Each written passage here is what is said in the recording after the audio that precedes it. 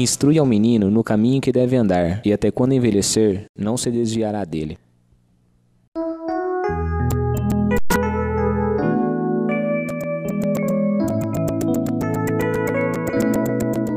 Meu papai um dia me falou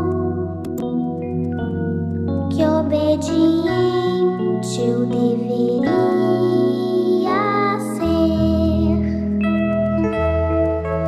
pois Jesus que está do céu me olhando, um sorriso iria esboçar.